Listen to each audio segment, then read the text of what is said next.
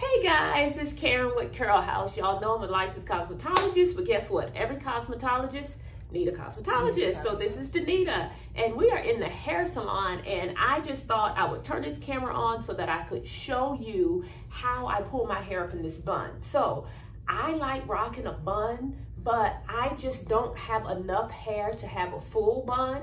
So Danita's gonna pull my hair up in this bun. She's gonna add a little hair. It's really, really easy. So we're showing it to you. So if it's something you wanna try, you can try it. And also, if you are dealing with thinner hair in the top, this is a fabulous hairstyle for you if you want a nice, cute updo, and you don't put a lot of tension on your hair. You got anything to say?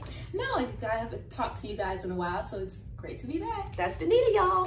Okay, all right, we're gonna get rolling. Okay, so before we roll, let me quickly tell you, my hair is already washed. I put a ton of moisturizer in it yesterday. I put some jojoba oil in it. I put a little bit of gel in it just to set it, to give a little curl. So it's not a wash and go, but it's just, my curls are defined a little bit, and we're gonna pull it up from here.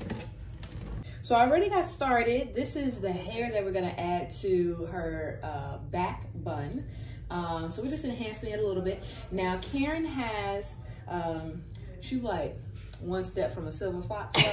So I am a silver fox. Oh, you are a silver fox. Oh, she's embraced it. Sorry, I didn't know that you had already embraced it. So she's embraced her silver fox status. And so what I've done is I took some pre-twisted, can y'all see what that is? The pre-twisted two-strand twist, and they're for like crochet braids. Let me show you that way. Yeah, they're like crochet braids. What I did is I put them all together. I took like I don't even know how many strands did I take, like six strands of this one, and maybe 3 or 4 strands of this, because she's not all the way gray. She's not all the way gray. So this is like a 1B right here. So I took about 3 of those and maybe 6 of the salt pepper version. Crocheted a rubber band, crocheted them onto a rubber band, and then created this right here. And so what I'm gonna do is add a couple of more pieces, put her hair up first, and then after I add these 2 pieces to this one, then I will rubber band this whole thing onto her bun, and it'll make better sense in a second. Like I said, I already started this, and so what I'm gonna do is take my crochet hook and stick it right there. You can't see it well, but there's like a rubber band like this. There's like a rubber band right at the base here. Trying to stick the crochet hook right in the hole of the twist. Okay, there we go. So you can't, oh yes you can. I think you can see. So you see where the rubber band is right here. Let me get out, try to get out the frame. That didn't work out.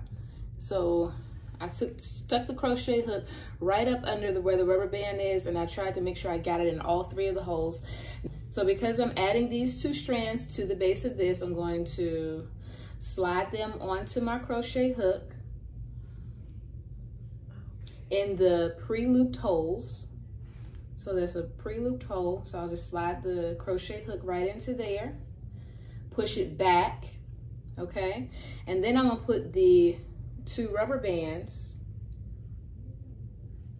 on the hook, close the hook, okay? Then I'll slide the hair onto the rubber bands, right?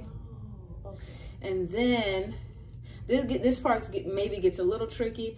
So what I'll do is, now that the hair is on the rubber band, I'm gonna slide the part of the rubber band that's still on the crochet hook, I'm gonna slide that back, take the part of the rubber band that's in my hand and put that on the hook, close the hook. So now there are 2 parts of the rubber band on the hook. I can let this go. And so now those 2 pieces are on this hook, and then this end is still open and easy for me to grab, right? So now that it's attached, I can put this in the back of her head. Now, I messed up because I was supposed to already have her hair in a bun. I was already supposed to have her hair in a ponytail, forgot that part. What I'll do to save this is you can either I could give it to my client, you're a natural hair educator, and have her put it on her finger and hold it for a second, or I could just put it right back on the crochet hook and leave it like that so that I'll be able to still slide my finger through it. I think I'm going to give it to her because it'll be a little bit easier to grab. All right. There we go. There you go. Would you like for me to separate this hair? Yes, please. That'd be great. Okay, thank you. So I'm going to separate this twisted hair to give it volume and fullness, like the rest of the hair. And while she does that, y'all's favorite natural hair educator likes her hair right smack on the top of her head, okay? Yes. Anywhere else is totally unacceptable. She likes it so high on the top of her head that I threatened to put it all the way on her forehead. So yes, I do. Thank you very much. I like my buns sitting on the top of my head. So we're just gonna get all of her hair up. And she also is very specific. She likes her tendrils. You can't even see that good, shoot. Yes, I like my hang time. Yeah, she likes her hang time. She likes her little tendrils sitting on the side, so I'll leave a piece of her hair out on both sides.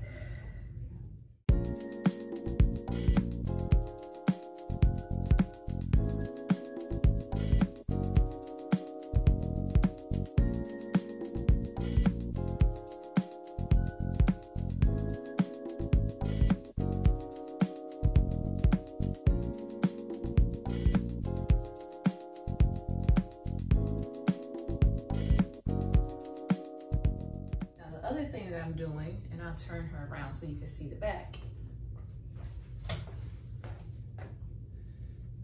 Now that I've pulled those two pieces apart, or I shouldn't say two pieces, they were 4 strands. Now that I've pulled those 4 strands apart, what I want to do is kind of just spread them out a little bit so it doesn't look like, make it look a little more natural so it doesn't look like it's just, you know, a gray and white strand and then like just an all black strand. So just creating a little bit of, what's the word I'm looking for, Karen? Blending. Yes, blending, that's what I'm trying to say. All right, now, this is her hair. The goal is to cover her hair. All I'm gonna do is take this hair, put it over hers,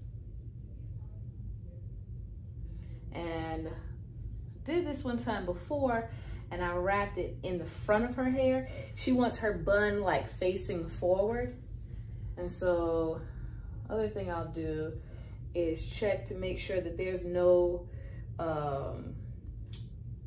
harsh concentration or like strong concentration of gray in any one place, because her hair really is salt and pepper, and it's a really good blend of salt and pepper. So I don't want her salt to look too bright.